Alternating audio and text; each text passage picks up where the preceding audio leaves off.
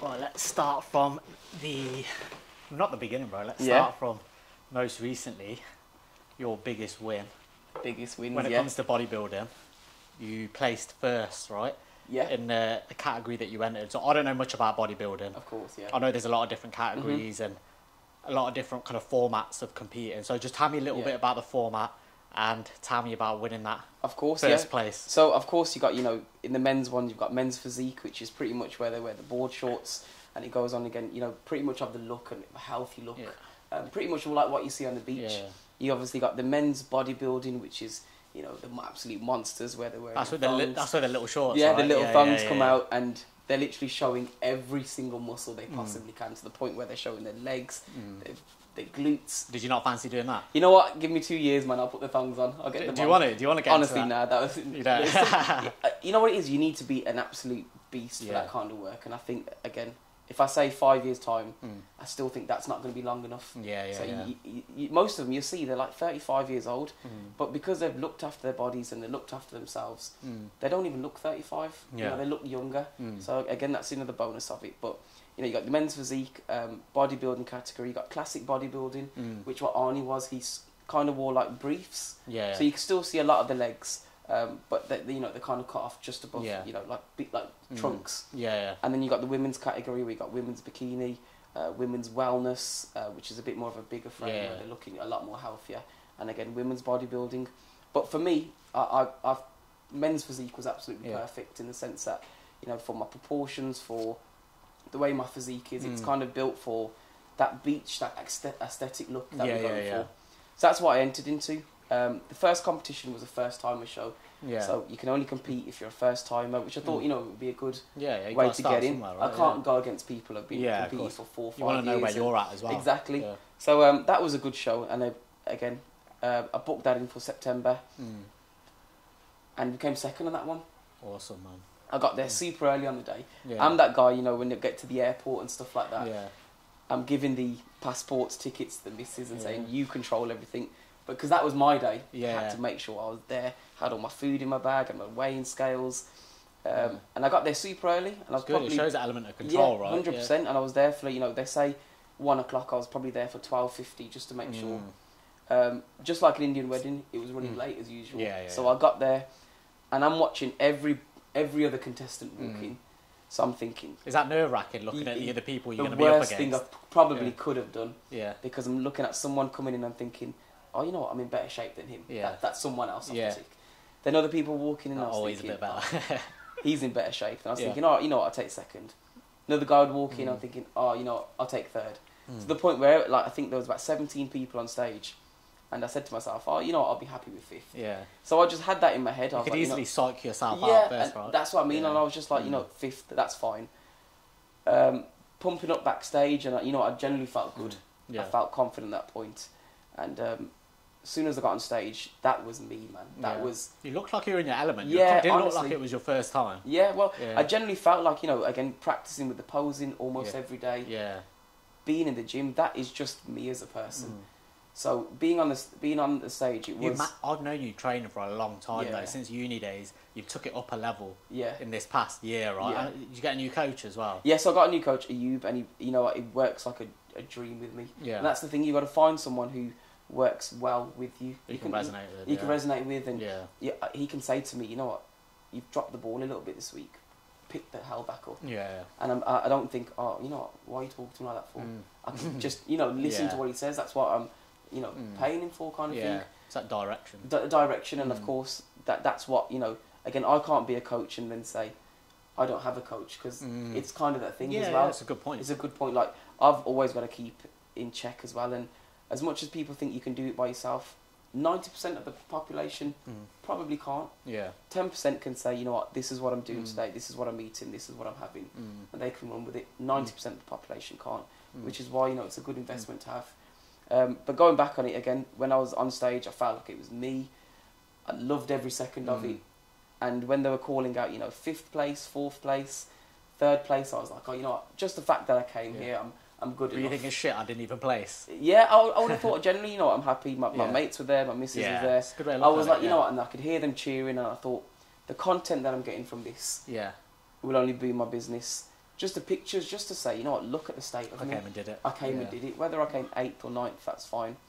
When they called my name out for 2nd place, honestly, I didn't know where to walk, I didn't know where to go. Yeah. And I was buzzing, absolutely buzzing. I could see my mates, my missus all standing there screaming, trying not to cry and just stay smiling. But and then compare that to, obviously you competed again, right? Yes. In the beach body. So the second one was the British finals, and now you get entered into the British finals from getting top 3 in that competition.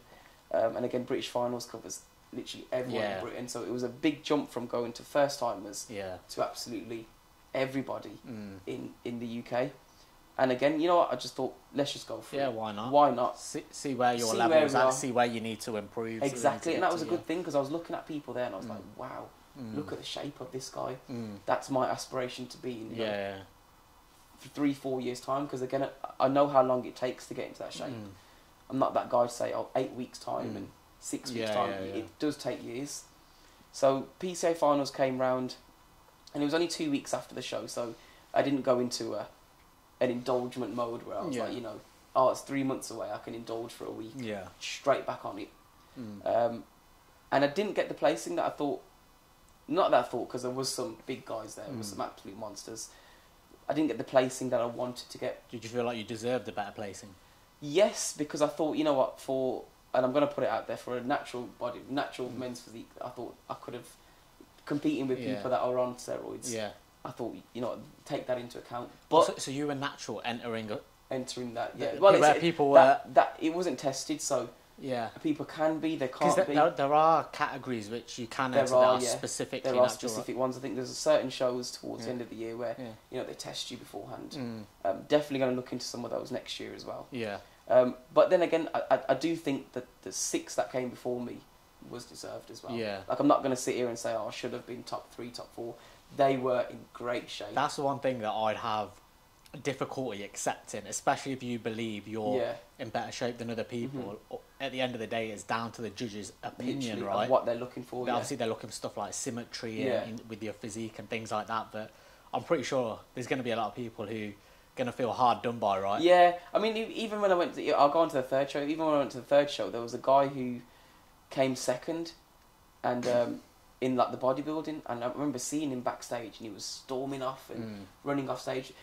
People have put 6 months, 12 months of effort into this, of dedication. I know what it's like.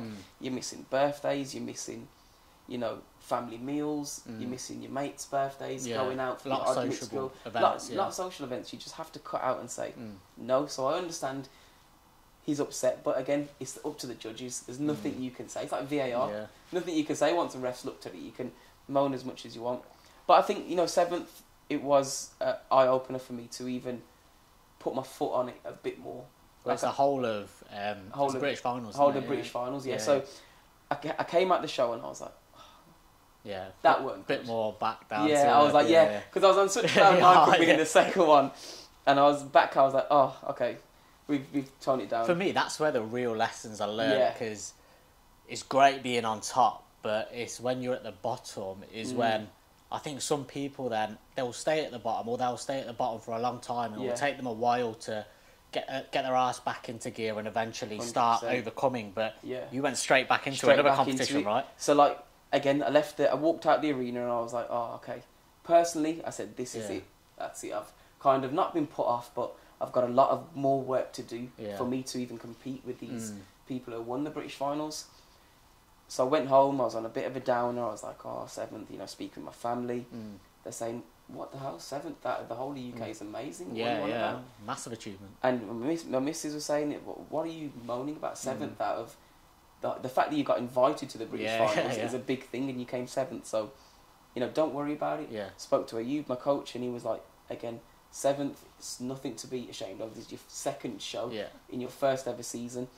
And we had to talk about, you know, going into another show to finish it off or leaving it there. And we decided to do another show, which was brilliant because it was local in Wolverhampton. It was nice. My mum came, my wife came, my kids came to this one. And I think that must have been the lucky charm, man. Because, you know, they're not at your other ones. They weren't. My missus came to the first one. But during my second show, she actually got pneumonia. No way. So, she got another pneumonia. Thing to juggle with, right? So, again, that was another thing. So, I had to, you know, look after the kids, up and down from the hospital. Yeah. Doing my normal job, being the 100% parent. She's fully recovered now, right? Fully recovered now. Yeah. She's still on a bit of antibiotics. Yeah. She gets times where she gets a bit like down or you know, energy loss, but 99% there, man. 99% yeah, there. that's good, man. Good to hear. And then we went into the third show, which I signed up for 2 shows on the day. First show would be a beginners category, and you can only enter that show if you're on your first season of bodybuilding. Okay. So I went into that show, and as bad as it sounds, I knew I was going to win that one. Really? Yeah. I saw when you saw the other people. Saw the other people on stage, and I knew. I know it sounds bad to say. I knew I was getting a gold medal in that one. Good, man. Yeah, fair play. When I got it, you got to have confidence in yourself as well, right? I had to, and the posing and everything. And honestly, that day was the best I ever looked. At the whole 3 shows, that was the best I ever looked. I made sure that, because it was my last one, I did not miss anything. I didn't miss a gram of rice, didn't miss a gram of chicken, didn't go over on any water or under. Yeah. I made sure I hit everything with a nail on the head for that one. Smashed it.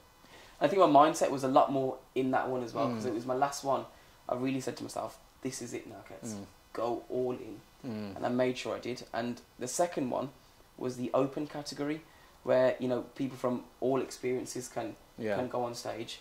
And that one was like, I walked on stage with the rest of them, and I was like, damn, there's some good looking guys here, there's some good physiques here. Absolutely, you know, this is where I belong, in this category of people who are this shredded, this muscular, looking this good.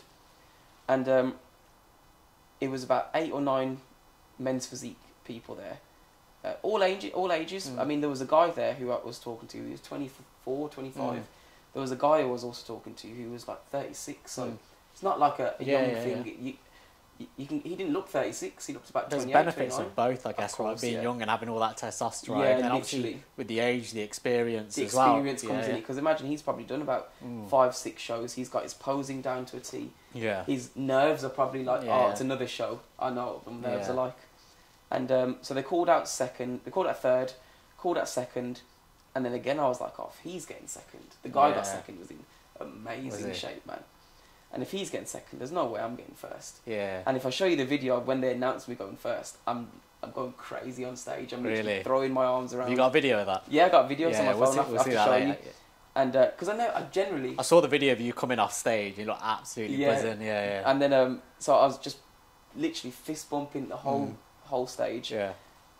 Came first in that one, so that was the open category. So that's like pretty much the open one of the day. Anyone can enter. Yeah. And the fact that I won that one was, I was over the moon. Honestly, that one was just like the icing on the cake. Yeah. So they kept me on stage. What was a really nice thing as well, they said, "Who are you here with?"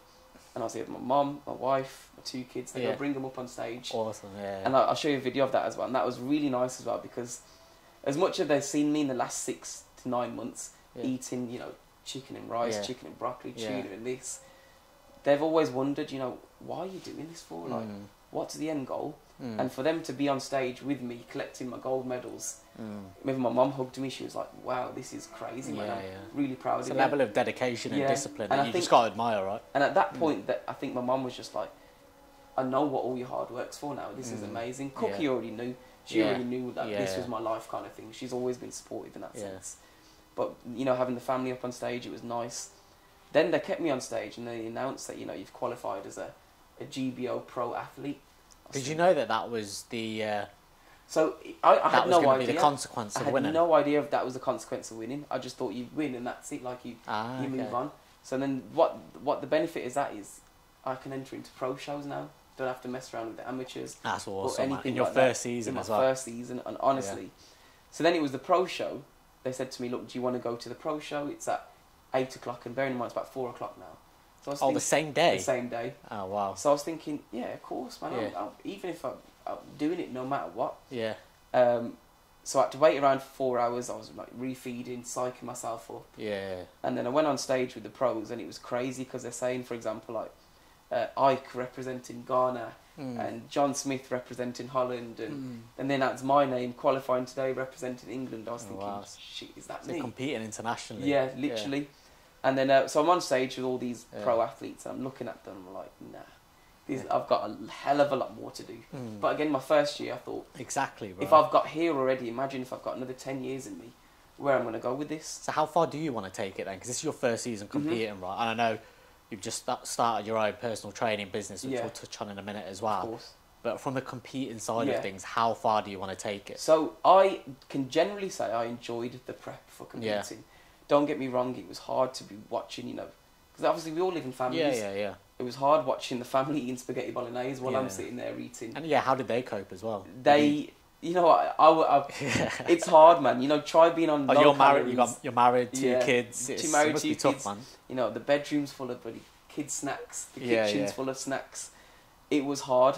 They were all supportive. You know, if I said to someone, "Look, guys, I'm on the way home. I need 120 grams of chicken, 150 grams of rice. Can you sort out for me?" It was always ready. So I can't say I was on it on my own. They were always supportive. That's really good. Yeah. Which is good. And you know, say if they were cooking. Chicken and potatoes, for example, and you know, obviously you flavour it, you marinate it. I would just say, just put mine to the side, cook mine, don't mix it in the whatever. And again, it was nice and easy having that family backing. Yeah, it's good to have that. So that was nice. But taking it further, I think to myself now, I know what I need to do in the sense of I've made it to pro level. I've seen what the pros look like, and I know, say, I need to grow now. Yeah. Just grow, whether it's grow for another year. The plan is to grow for another year now, so take some time off the diet, still keep my foot on the pedal, but just having a lot more food, which will allow me to work out a lot more harder, allow me to put a bit more effort in. If I give myself another 9 months, see how I'm looking in... The shows normally tend to start September, so see how I'm looking in maybe July. If I'm looking good and I'm feeling, you know, I've put on some muscle, then I can cut down, which will be a hell of a lot easier now I'm knowing exactly what I'm doing. Probably need half the time. And then go into another show, September. Hopefully look at another natural show. And go in that sense. If I'm in July and I think, you know what, I need to get even bigger, I'll take another year off. It's not the fact of going in a year later. If I need to take 2 years off just to be better, I've got to take the 2 years off. That's good, man. But at least I know, you know, the competing side, I've done it before. I can do it again, no problem.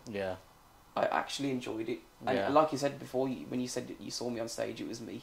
I genuinely felt it was me. Felt at home. Felt at home, so it's good, man. It's something that I'm going to look forward to. So definitely, I will be doing a lot more. That's awesome, bro. More. And for your first season, obviously we've got all your medals here. And that's just, like, what, within the space of a couple of months, Within 3-4 weeks, yeah. Exactly. So imagine a couple of years. And that's an awesome start, bro. But... So that's good to hear about the actual competing side of things. Yeah. But let's start working back now as well. So obviously we spoke about your family a little bit. What I didn't know was about from the whole working professionally side of things. So you're actually practicing law, right? Yeah. So I went to uni, as you know, which is where we met. Yeah. I did a law degree. I didn't do any masters after that because generally I couldn't sit in a classroom anymore. I couldn't force myself to sit and learn anymore, and I didn't want to waste any more of, you know how much student loans are and stuff like that. I didn't want to put another 12 grand on my head to think, you know what, let's do a masters and go into something I didn't know if I was going to enjoy. So I worked from 2015 we graduated, 2014 we graduated. 2014 for me it was, 2015. All the way up until only last year. Only this year, sorry. Oh, is it that recent? Yeah, it's that recent. And I generally, for the first 2 years, I worked in a very small law firm as an assistant, learning the ropes kind of thing. And I can't say it wasn't bad. Very small firm, 3 people. Had to step up the game, had to go into a bigger company. Where I met, again, some amazing friends, amazing colleagues who I still will chat to, even though I'm not in the field no more. But it just wasn't me. I genuinely would wake up every morning, I've got to go to work today. I think a lot of people can resonate with that. Yeah, and it wasn't to the point where... and then when you get to work, you're kind of... Oh, it's all right, I'm at work. It's just the morning bit. Not everyone's a morning person. But I think in the back of your head, you probably thought, I feel like I should be doing something more. Something else, something more. Yeah. And even when I was at work, I was just looking forward to 5 o'clock. I was counting down the hours till 5. But because I've got, blessed to have a family, kids, I would always come home from work, see the kids, but then I'd get home from the normal 9 to 5 commute, something that would take me 10 minutes in the car. If it was 2 o'clock in the afternoon, it would take me 45 minutes. Get home, I'd only be able to spend 45 minutes with the kids because they'd go to bed, Then I'd spend half an hour with the missus before she goes to bed, because obviously, you know, not everyone's a night owl like me. Yeah. Then I'd be itching around 7:45. Got to get ready for gym. Gym closes at 10. Got to get ready. Yeah. And that was the main thing I was looking forward to every day. So you would always train about what, like 8? About 8 till 10. Once all the kids are Once in the bed. kids have gone to bed. Yeah. I've spent some time with the missus, and she's now watching at Netflix programs. That's an interesting point, which I want to touch on quickly as well, because when I spoke to a lot of people, obviously I haven't got kids, so, and I know that completely changes the whole dynamic of you making time for exercise, kind of prioritising yourself, because obviously your kids come first, right? And a lot of people that I speak to, which is understandable, because I don't know how it feels to be a parent. So how did you consistently prioritise making time for yourself to train? Because was there not always constantly things that were cropping up with the kids that were stopping you from training? And how did you manage to find time for it? And how do you think other parents who are struggling to find time, or say they're struggling to find time, of course, what's your advice for them? No, again, everyone's got the same amount of hours in the day. No one's got any extra or any less. I, as every parent would, prioritise your kids and make sure, you know, before when I got married, had no kids, I would finish work, straight from work to the gym, get change air, work out, come home 7:30. Now I can eat with the missus, and me and her can have our evening time. Yeah. You know, we can sit there, watch Netflix, go to sleep at 10. We've still got just us two. That's the only two people we've got to focus on. Now when kids come, now I would leave work straight away, come home, because I know what the routine was like. They'd be in bed for 7:30, and I wanted to make sure, even if it's an hour, I get that hour and a half with them. And now the kids are knocked out, latest 8 o'clock. Yeah. Majority of kids are knocked out 8 o'clock, from 8 till when people go to bed, 12, 11 o'clock. Let's say no one goes to bed at 9:30, 10 o'clock these days. You've got now 3 hours to do yourself. Yeah. You've got 3 hours for your own person. Whether you then change that into doing 3 hours of Netflix, 3 hours of you playing PlayStation, 3 hours of you listening to music, or an hour and a half if you go in gym. What a lot of parents say at that point is, once they've done that whole day of being in the office, looking after the kids, putting them down for bed, they're absolutely exhausted. And then at that point, so one, do you feel that? Don't you feel mentally drained at that point 100%. To then be like, do you know what, it's 8, 9 o'clock, but I'm going to go hit the gym? Do you not feel at that point, do you know what, yeah, I would rather put on Netflix? There is those days where that happens, where, you know, the kids can't be unwell, or they're just fighting their sleep, or they're just being idiots, because kids, they're not always perfect. Yeah. They're just being idiots, and it got to the point where, you know, they haven't got to sleep till 8:30, and I'm thinking, oh, you know what am I going to do in that hour at the gym? I've still got to drive there. But everyone has that feeling where that, you know, once the day's done, once their tasks are done, they're finished, they're tired. Yeah. The moment you get in the car, the moment you're at the gym, your mood will change. It's just you've got for the better, right? For the better. You've got to literally, takes you 15 minutes to drive to the gym. If it takes you more than that, you've got to change your gym, because that's another big thing. Yeah. Commuting to a gym which is too far away puts people off. Yeah. Find a local gym which is going to take you less than 10 minutes to get there. I think what I find is, like, say if you did decide to, at the end of a busy day, you've been to work, you've put the kids to bed, you've now got the choice of chilling and watching Netflix or going to the gym. What I find is that hour or even 2 hours of watching Netflix is going to go like that. It's not going to feel like 2 hours. No. As soon as that 2 hours is over, you're going to feel like shit. Yeah. And you're going to wish, you know what, I could have just fucking gone gym in this time. You spend half an hour trying to find what you want to watch. And in that half an hour, you could be drove to the gym, warmed up, and mentally, you'll be like, oh, you know what, I'm at the gym, I actually feel a bit better now. No one's ever had a crap workout. A crap workout is better than no workout. And that's how you got to look at it. Not to say, you know, go every night, 7 days a week. You are going to get those days where, you know what, you are a bit tired, you've had a stressful day, you've had meetings, you've had, you know, your boss screaming at you. You just want to unwind, and some days I was like that. I just want to unwind, come home, talk to the missus and say, you know, my manager is a right whatever. Yeah. Some days you need to have those out. Yeah. But some days I'm still stressed, but I need to go to the gym to release that stress. Yeah. And I think a lot of people don't see it that way. You can go to the gym and leave physically and mentally better. No, 100%, I agree. And I think one of the things that I found for myself is, say when you have that choice whether to go gym or not, and obviously a lot of people, they'll get to a point where they're like, oh, nah, do you know what, I'm exhausted today. I've noticed, obviously I work from home as well, and what I found is if I'm at home and I'm sat behind a desk all day, that doesn't give me more energy. I don't feel more rested from sitting down.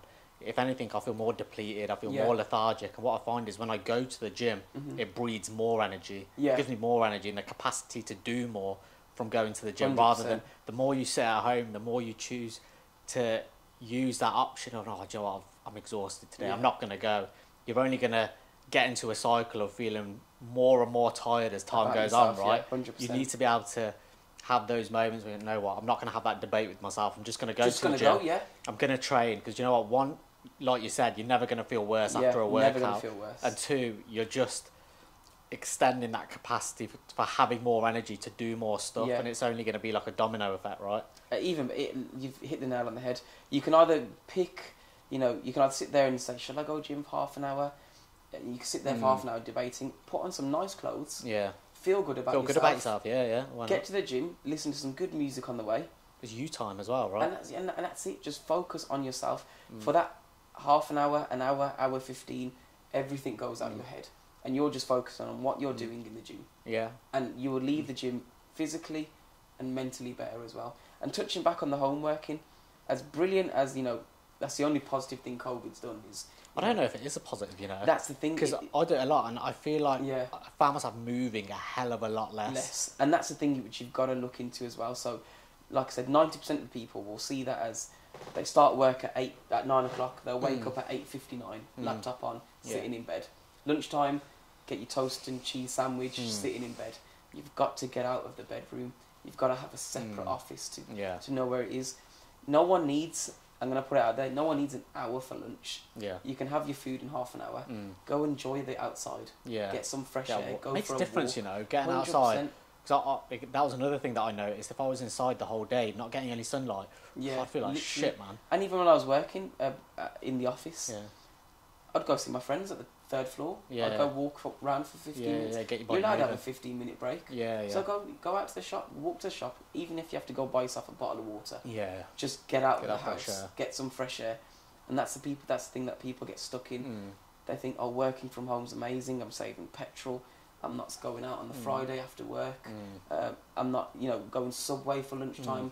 But then they forget that they actually haven't left the house. Yeah, what I realised is I had to be more conscious of my movement. Yeah. Because at first I don't think I noticed, and I don't think a lot of people do, how much less you're moving, right? Yeah. How much less sunlight you're getting. Even sometimes, if you think about it, you're working in the office, you go from your car into the office, and... Literally, I was just about to say, people really need to understand the importance of getting sunlight, being outside, getting fresh air. Yeah. They're just mood boosters. Yeah, massive They generally mood just boost your mood. People will say, I want to listen to some music, or, have some food to boost my mood. Get out, get some sunlight, get some steps. Yeah. Even if you have to listen to your music while you're walking, just clear your brain. And that's what it does for you. Have all these little habits then that you picked up, and obviously now health and fitness is like the main kind of point in your life. Yeah. Has that trickled onto your family, like your kids, your wife? Are they into it now? Yeah, so again, we'll always pick the healthier options now, like in the sense that if we go out for a meal, we used to just go to like a Chinese buffet and everyone would just pig out like we've never eaten before. Yeah. Now we we love a Turkish food. I love Jamaican food. Yeah. And we just pick the sensible options sometimes. Yeah. The kids, I'll always take the kids to the park daily, regardless. They'll know they're getting active. And you know what kids are like. You take them you say the word park. And they're jumping up and down. So as long as we keep that in them, I think that's the main thing. I think when the kids start going to secondary school and they start meeting friends and they start, internet and Facebook and PlayStation, that's where they become a bit, relaxed and chilling at home and not as active. Kids always want to play. Yeah. My kids, they're always on it. So it's like, we've got to make sure that we keep them active like that as well. Yeah. And you're the example, right? I think one of the things that I heard is kids don't do as you say, they do as you do. Yeah. So if you're 100%. The example for them, you're constantly obviously looking after your health, you're looking after your physique. Yeah. And Sienna will say to me, Dad, let me see your stomach muscles, or show this person your stomach. If I can embed that kind of getting past average to my kids, whether, Sienna says to me she wants to be a painter, be the best painter you can be. Yeah. If Karen says to me, I want to be a builder, build the biggest mansion you can build. Yeah. Just be the best at what you do. Don't have to necessarily be, doctor, lawyer. this. Just be the best at what you do. No, 100%. And what about your other half, Cookie? Is she into the gym a little bit more now? She's a lot more now that she's seen the fitness journey. And again, a really good thing is when she comes to the shows, and I never thought she would. She was looking at the women, and she was like, "Wow, they look phenomenal. They look great." And she was like, sometimes I don't think a lot of people would understand unless you're around it, right? Unless you're around it, because she was looking at me thinking, "Oh, you looked amazing 3-4 weeks ago. Why do you need to go even slimmer? And your cheeks are getting more tighter." But that's the look that it's going for, and not everyone wants that. You know, that whole bodybuilder look. Yeah. But my ethos is, if I can get to that, being a normal person, kids, wife, a job, you can get halfway there, which is the healthy point. Yeah, definitely, man. And if I could do it 100%, you can do it 50%. But going back on it, Cookie was looking at the women. She was like, "Wow, these women they look amazing. Like, she's this and that." And I say, "Cookie, it's not just about muscles and this and that. It's also about looking well." And feeling well, and look at how happy they are on stage.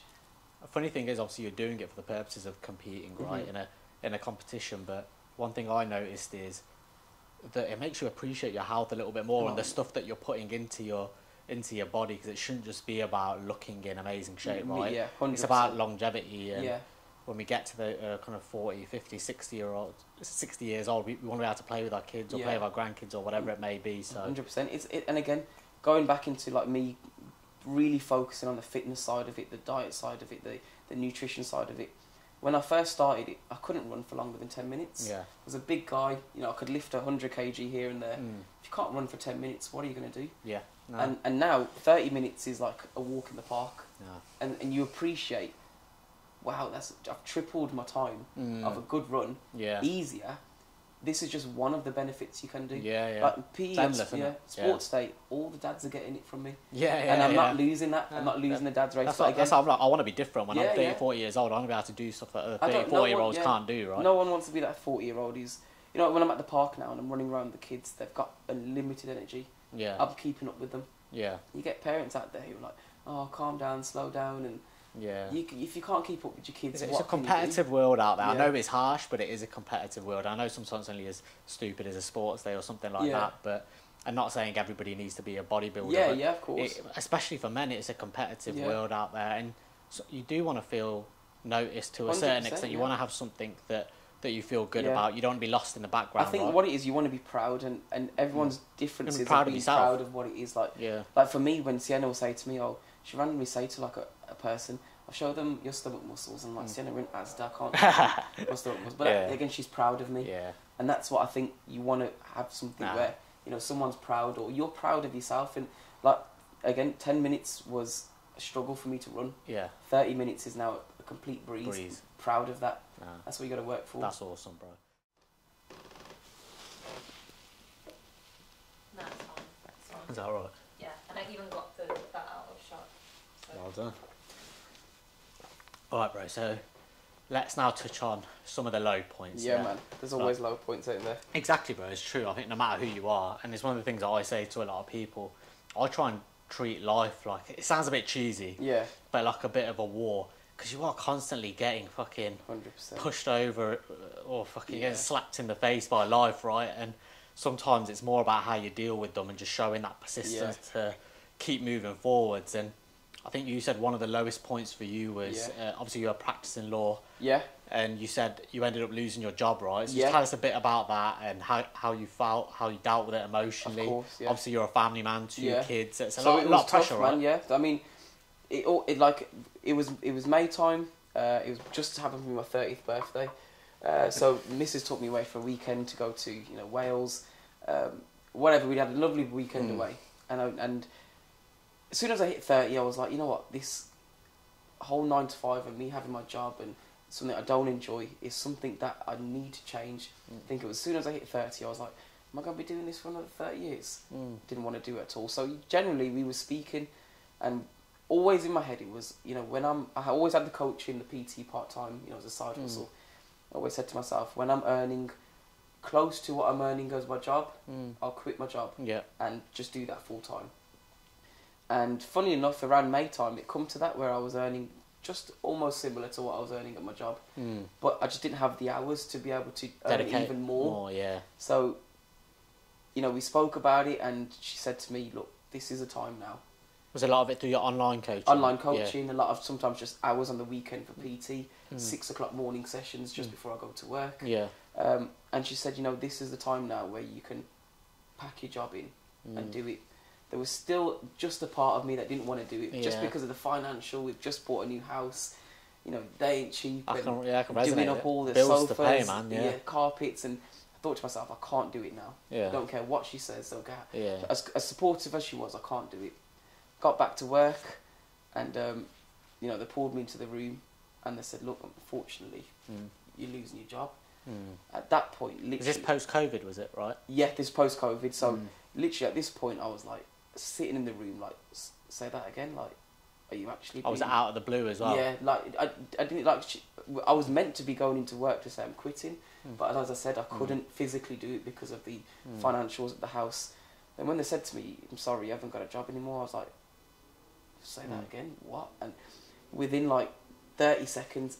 every emotion just went through my body. How am I going to pay this? What am I going to say to my wife? What are my kids going to say? How am I going to pay this bloody builder who's asking me for $3,000? How am I going to do the carpets? We've just bought a new house. Yeah. All of this was going through my head, and I had to just pick myself up, go home. I'm not even going to lie. I went home and I cried my eyes out. No, I was crying my eyes out. I was, why is this all happening to me? What the hell? What am I going to do? Sitting there. Did you tell the family straight away? Yeah, I came home, told my... How was that drive home? Because I can imagine there's a million things going through your mind, right? that drive home was, do I lie to them? Do I tell them, that something's gone on or that the business is closed? Do I make myself look like not the bad person? Do I try and go... As soon as I went home, told Cookie the truth, burst out crying. I was like, what have I've lost my job. Like, this is the worst thing. As a man, you know what it is? Yeah, you know what it's like being a man? It's pressure, right? To provide. You've got 2 kids, got a family. And you know what I mean? It's massive pressure, man. Yeah, I'm thinking, who's going to pay my kids' lunch monies and this and that? Who's going to pay their activities? How are we going to pay the mortgage? How are we going to pay, we've just bought... A million things going through your mind, right? Everything was just going through my head, and I just fell into 2 hours. I was just lying on my bed feeling so sorry for myself. To the point where my mum was coming up into the room and she was saying, get off your arse and, feel good about yourself. Couldn't do it. I generally couldn't do it. For about 2-3 days, I was generally... Because I never went into work, I'd wake up, drop the kids off to school, jump back in bed. Sit there for 2 hours, watch pointless YouTube, realise, it's 12 o'clock, you haven't eaten today, go and eat. Go and pick the kids up at 3 o'clock. And that would be my routine for 2 weeks. No one said it. No, Cookie, she knew that I was really upset about it. She didn't say anything to me for a week or 2. Just to let you be. Just to let me be. Yeah. Kind of, get this out of your system, feel sorry for myself. I think sometimes you need that. You need a bit of time, right? I think maybe she was probably waiting for me to say, come on, get up and sort it out. Yeah. Because I'm normally quite like that. I'm normally like that with everyone, so how can I not be like that with myself? And then, you know what? 2 weeks later, she literally... I'm that kind of person, tough love. My kid falls down, get up, Sienna, you're fine. Brush your legs away. Come on. Yeah. Cookie will, she's stressed at work and I'll say, come on, it is what it is. We've got to get past it. She did that back to me. Yeah. And you know what? I needed it, and I'm 100% that person for tough love. She said, get up off your arse. Yeah. Stop feeling sorry for yourself. There's millions of people out here without a job, and you've still got a side hustle, your PT, your online coaching, which is still going really well for you. She goes, you're prepping for your competition, and for the last 2 weeks, you haven't put it all in. Stop being a baby. And literally along those lines, she said it to me. I generally needed that. I needed someone to just tough love and just say this and that. So for about 6 weeks, I was still, that didn't bring me back up to 1,000,000%. A few words wasn't ever going to just bring me back up. Sometimes it's about making that start, right? Taking the first step. That first step is always the hardest. And I think one thing I realised is with the lows I've gone through is you're going to have that moment of feeling shit. You're going to be down. You're going to be in the dumps. You're going to want to feel sorry for yourself. But the longer you stay in that moment is the harder it's going to be to come out of. At the end of the day, you've got 2 options. You either stay in that moment, or eventually you put your ass into gear and be like, come on, like, this ain't no good for me. I've got to do something now, which is what you did, right? 100%. I'm not going to say I was depressed, but I was at a very low stage where nothing was working well, and I thought, I needed that wage, because that's all I saw it as, was just a wage. Again, I hated the job. But then I started, again, I'd FaceTime family members, and they're saying, "Why are you not at work?" And I was too embarrassed to say I lost my job. So it's understandable. I'd have to say, "Oh, I've just." I think as a man and as a guy, you feel that pressure that you should be working, you should be providing. But the bottom line is, obviously, especially with social media, it's highlights. You see people killing it, smashing it, this, that. But no matter who you are, and I'm sure it'll be the same for both of us. Yeah. We're going to have some more low points in this next year, which a 100%, lot of people won't know about, right? Yeah, but 100%. it is, no matter what people say, you have that subconscious kind of pressure from social media and just people generally, especially in our culture as well, right? Exactly, and again, in our culture, no one said it to me, no one point blank said it to me. Look at you, you're sitting there, while your wife's out working 9 to 5, and but I felt it. I felt like, you know, I'm meant to be out here grafting, bringing home the bread, paying these things as a man, you know, looking after my wife and kids. Yeah. But to me, it was the other way around, where, you know, I became a house husband for 2 months. Yeah.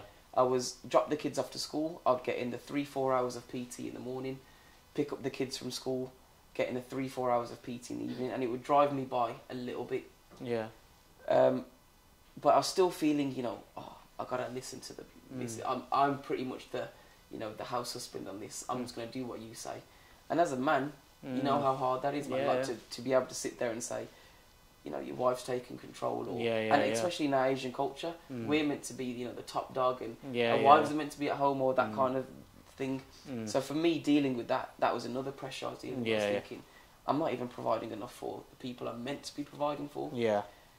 And as a guy, you want to do that, right? You want to look after your kids. 100%. So I think sometimes, because we've all been in that position to a certain extent, whether we're losing your job or whatever, sometimes you start questioning yourselves in a lot of ways, right? So it's easy to see how you ended up in such a low point, like you said. Yeah, I mean, to the point where, you know, funny enough, I have to show you another picture. I didn't get a haircut for 8 weeks. Yeah. You know, I'd love to see that, bro. We get haircuts every 2 weeks. Just you can walk in the barber shop feeling like shit. Yeah. You will walk out feeling like $1 million. Yeah. I didn't get a haircut for 8 weeks because I was saying to myself, I don't deserve it. What am I getting a haircut for? Yeah. But again, you need to just. I got the haircut after 8 weeks. And I looked like a caveman. It's crazy how hard you can be on yourself, right? In times like that, and I've been there again. Yeah. Like, I'm so hard on myself, but you wouldn't really talk to somebody else like that. But it's easy to talk down to yourself, right? Because I was thinking to myself, all right, you know what? You're not earning your full wage. That 20 quid could be gone towards, you know, Mrs. Petrol, or you know, still took the kids out to every single thing, and they didn't miss out on nothing. That 20 quid I can spend for when I take Sienna football and I go take a Greg's after or something. I'm not wasting that £20 on a haircut. To the point where my mum would say, "Here's £20, man. Go get a haircut." And I'll say, "I don't need it. I don't want it." But that's how low it got, where I didn't even. Just a pride thing. Yeah, I didn't even care what people. I would wear trampy clothes. I'd go to the shops and I'd have like stains on my clothes, and I wouldn't even care what people think of me. Yeah. And then, as soon as I started putting it out there on social media, like, you know, I'm offering a bit more. I think I noticed the point on social media. You started pushing it out there a little bit more. I had a lot more time. I was putting out content, training videos, diet help, because I was still prepping for my competition at this point. Yeah. And then that's when the influx of, you know, wow, we've seen you transform from January to now. We want to take part in your online coaching. Fantastic. We want to get some PTs in with you. And everything from that moment just started to build up, where I was getting, you know. So you really wanted to take your business to another level now. So did you think about going back into another job in the law field? Or? So that, again, for the first 2 months where I wasn't getting anywhere with the PT, I was still having the regular PTs, you know, at 6 o'clock in the morning, 8 o'clock in the evening. The ones who stuck with me while I was in my job. Now it was just finding people who were asking me before, and I had to say no to them because I didn't have the hours. I was going through my Instagram messages and just say, "Hey, hope you're well. Let you know I've got a lot more free time. Let me know." That's another person. Yeah. Happened to about 6 or 7 people. That's another person. So me stop feeling sorry for myself and actually getting myself out there, messaging people saying, "You remember you messaged me 3 weeks ago or 4 weeks ago asking for PTs? I've actually got free time now." Yeah. Making the most of it, and, you know, I had to just put myself out there. And once I started having the regulars, you know, from 6 till 2, that's a good, you know, 6-7 hours there. Then I'd come home. My majority, for me, it was picking up the kids. I don't want to work from 2 till 4, I want to be able to pick the kids up, feed the kids after school, and for me that's a really big thing. And then Cookie would come back at 5. Then I'd go back out in PT, and I'd still get the best time with my kids than rather that last hour in the day where they're tired, they're cranky, they want to go to bed. So for me, it was that. And honestly, picking myself up out of that, getting the constant PTs in, the online coaching literally boomed as soon as I came second in the first show. Yeah. And that, I can imagine. After that first show, even up to the first show, I was still a bit, oh, you know what, I'm still not earning ends meet as what I was before. I still don't feel like the man I am. I still don't feel like I should be that man that someone's saying, oh wow, look at him, he's an absolute man. What did family members say? Because I know, especially in our culture and a lot of Asian cultures, it's all about having a good job and being an accountant or a lawyer or a doctor or whatever it may be. And obviously going into the fitness industry is not something that's very popular, or especially the older generation are familiar with. So how was that received with your family? Were they supportive? Were they questioning what you were doing? Like, oh, it's a risk. A lot of them were questioning, it's a risk. My immediate family, the people I live with, go for it. They see how dedicated I am for it. They see the drive, they see the passion for it. They weren't even questioning the law degree. Even before I left my job, they were always saying to me, why haven't you left your job yet to do this fitness thing? So that wasn't the issue. It was more, I wouldn't say it was an issue, the extended family, which it comes from a place of love, I think. My nonna loved saying to people, my grandson's a lawyer. That was his first thing he'd say to them. Now, he's going to have to tell him his grandson's a PT. Is that going to be a bit of a thing for him? But then again, if I told him, I'm earning more money doing this and then that, is it kind of that's the thing? I bet you feel prouder of saying what you're doing now, though, right? With what you're accomplishing already within the space of a year, bro. I mean, look how many medals you've got here. And I've shown him the pictures, and now he's sending them all to the families in India. He's a lot more prouder now, And again, you get the people who the family and friends who are going to say, "Oh, it's not a long-term career. You're going to be 40. You're not going to be in the best shape when you're 40." You will see. I will be that 40-year-old that you look at and think, "Shit, he's 40." One thing which we said earlier when we were having a little chat is, I think a lot of people will say you can't do something if they can't do it themselves, right? Or they don't think it's possible themselves.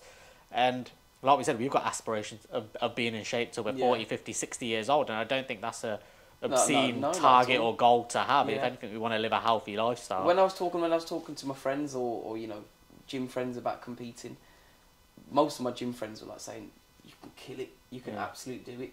Some of my friends were saying, "Oh, nah, you won't be able to do this." And again, going from what you said, that's just because they think they can't do that. I took the different mindset and I was like, I'm gonna do it. Sometimes you gotta have that self-belief, right, which you have. Yeah, and a lot of people, again, family and friends, are going back to that. They don't think it's a long-term career. They don't think, we've got knowledge behind us. I'm always going to be able to have that knowledge to be able to teach people or teach other PTs to how to go forwards in their career. Because again, as you are going back to being a lawyer, when I was 24 years old lawyer, I would always go to a lady who was 50, who'd been in the job for 25 years. Can I have your advice on this, please? Or can I have your advice on that? I'll be that guy when I'm 50.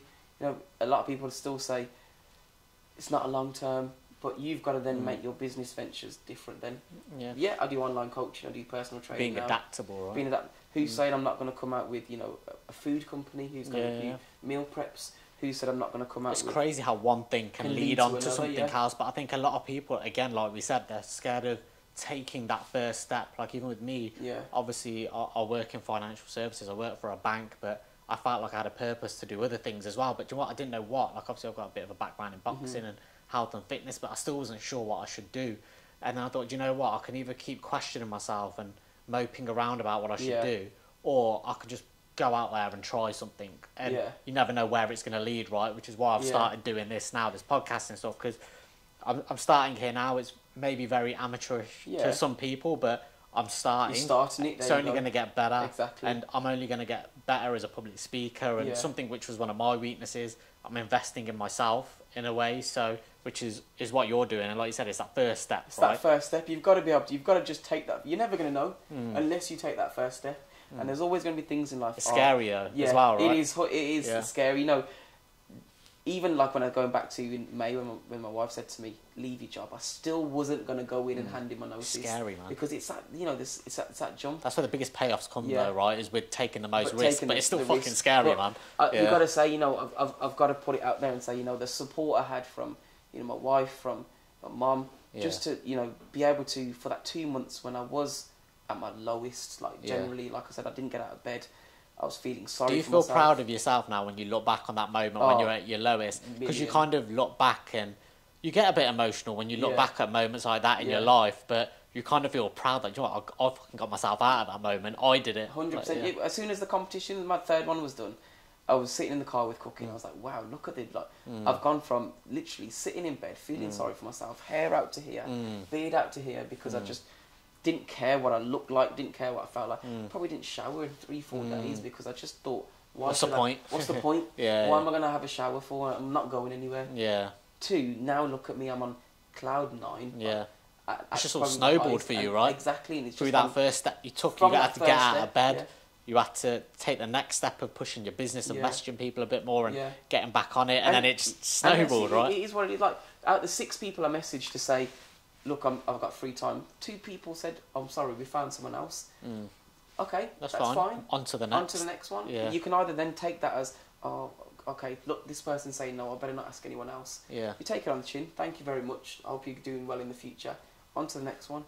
You can't sit there and feel sorry for yourself. About each time. And that's what I did. I sat there and I felt so sorry for myself. Why is this happening to me? I can't look after this.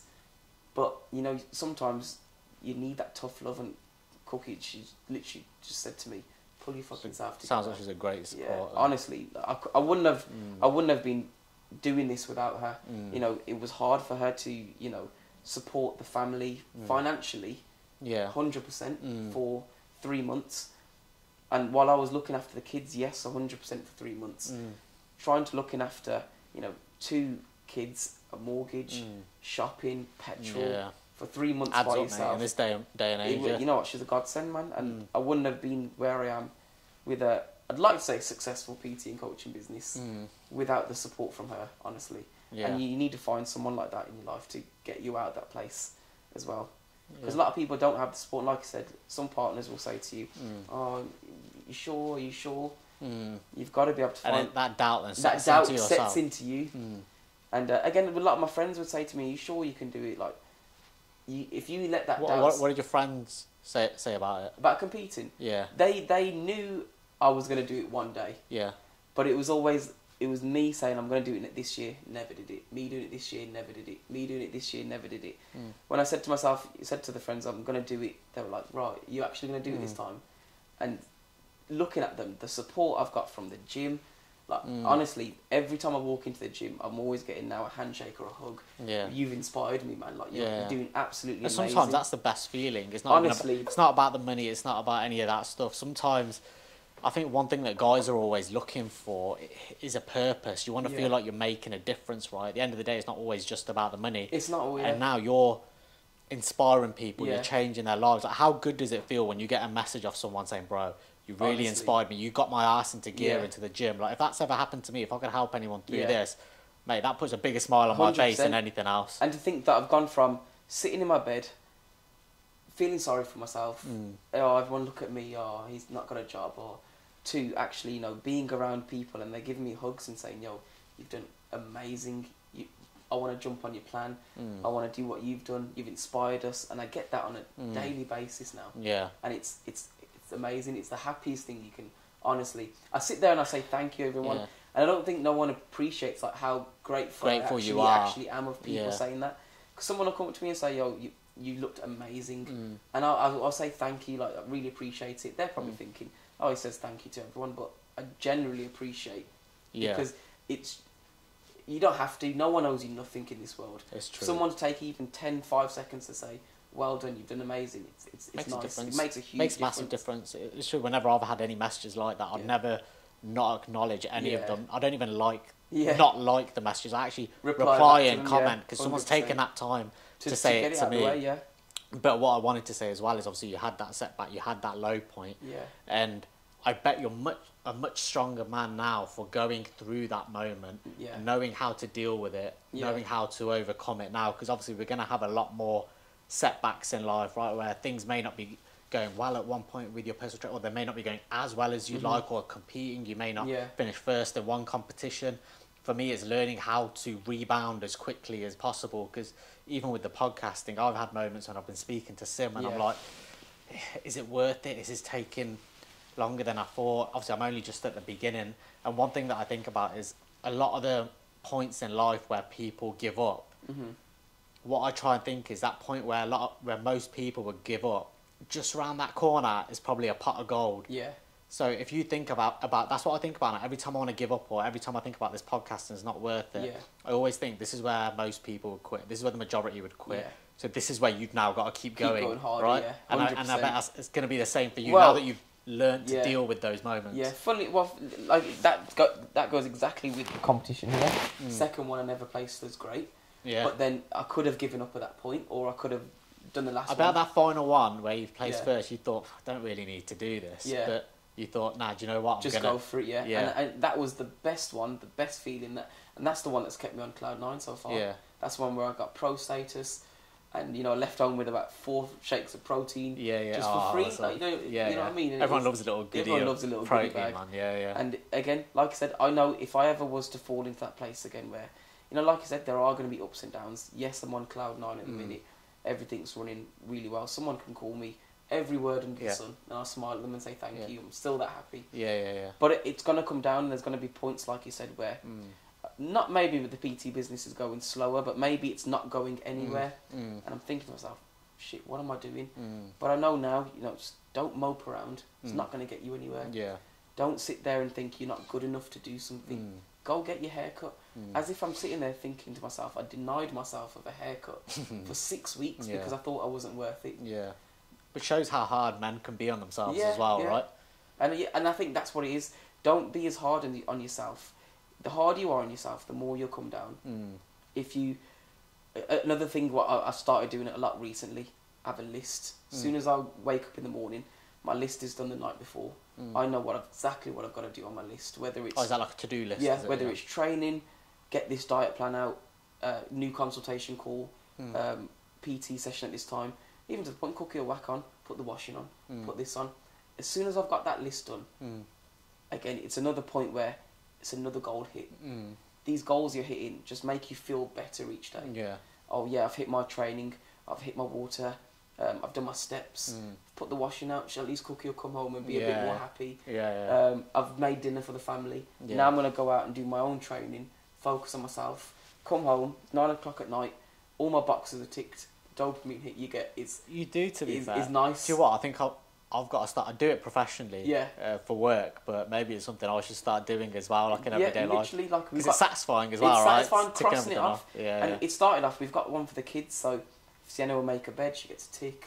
She brush her teeth, she gets a tick. And I thought, I need something like this. And everyone can do it. Everyone can do it. And as soon as you swipe the last one off, you feel so much better about yourself. But then you don't just think, oh yeah, great. You set your next one up for the next day.